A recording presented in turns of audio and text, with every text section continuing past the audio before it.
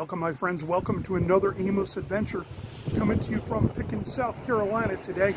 Behind me is the old Pickens Courthouse. And inside they've got all kinds of historical stuff because it's now a museum. But we're here to see two things in particular, both used in the execution of human beings. Yep. Ominous building, ominous weather, and ominous tools of murder. I think it's time we explore more. Let's do it. The old Pickens County Gaol, or jail, now museum, was constructed in 1903. At the turn of the 20th century, the sheriff lived on the second floor so he could attend to the inmates. The sheriff's name was James Henry Grace McDaniel. He was county sheriff from 1892 to 1904. He was not only the first sheriff to oversee this jail, but he ran it with his wife and extended family. This place has got "Wicked Cool" written all over it.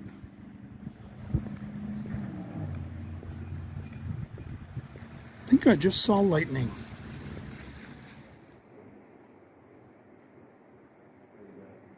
This former jail, now museum, is a hidden gem in Pickens County. I highly recommend visitors and locals to check this place out. You never know what you're going to see, from farming equipment used back in the day to historical military items, as well as the founder of Clemson University's items. Here we have a piano from John C Calhoun and arrowheads from local tribes. A plaque rescued from a military fort that now lies hundreds of feet under Lake Kiwi. Inside this very jail cell lie two very ominous items. One, an axe used to crush someone's skull and murder them. And another, a rope used in public executions here in Pickens County. This is a Winchester brand axe, circa 1930s. As the story goes, this is the axe which O.S. Galloway split Al Ramey's head at a blockade distillery in 1936 on or near Laurel Fork Creek in the horse pasture area. Galloway was tried and convicted of murder in the Pickens County Courthouse on June 9th, 1936. What would you think the punishment would be for bashing someone's dome in with an axe? I'll give you a couple seconds. Think about what that charge might be. You'd be incorrect. He was sentenced to life in prison. However, he received good behavior and was paroled by the governor on October 11th, 1937. And they kept the axe that split open Al Ramey's head.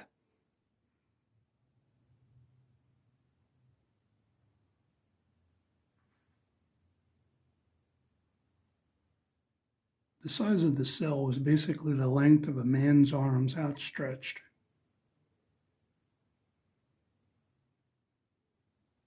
The noose hanging on the wall here was used in the last two county public hangings on the gallows that used to sit in front of the county courthouse in Pickens. This is the only photo I could find online of the former Pickens County Courthouse. I decided to stop by the modern-day courthouse and see if there was anyone that could assist me in my hunt for old-timey photos. Unfortunately, the local historian was unavailable at the time I arrived. But I do want to thank the fine folks at the Pickens County Courthouse for giving it the old college try. This was last used in the 1900s. But This was used.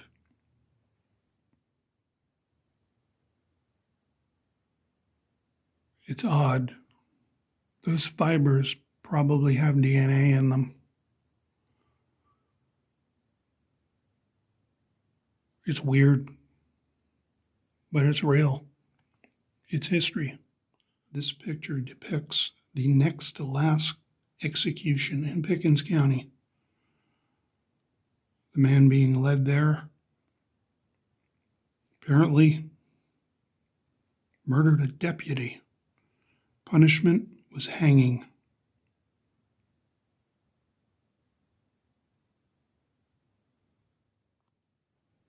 According to county records, the last time this rope was used in a public execution was 1909.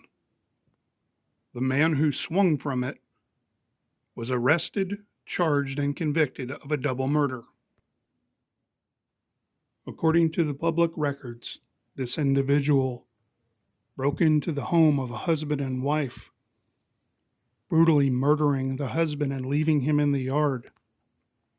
Upon entering the home, he forced the gentleman's wife to cook him food, did things unspeakable, and murdered her. Later, fleeing and being apprehended, he hung from this rope. Well, that's going to do it from this one, from the clink inside the Pickens County Jail, formerly the jail, now a museum. This guy never got out. His head did, but the rest of him is right there. Not quite sure if they're going to parole me or not. But if they don't, that's where you can find me. I got 3 hots and a cot. I'm good. So until next time.